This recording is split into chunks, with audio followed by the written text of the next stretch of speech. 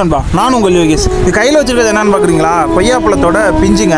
இந்த செடி நட்டு 1 மாதம் தான் ஆகுது, அதுக்குள்ளேயே இது பிஞ்சு வச்சிச்சு. நம்ம வீட்டில் உள்ள பெரியவங்களாம் சொல்லுவாங்க தெரியுங்களா, பிஞ்சிலே பழுக்காத, பிஞ்சிலே பழுத்துருச்சுன்னு பாரு. அது 100% உண்மைங்க.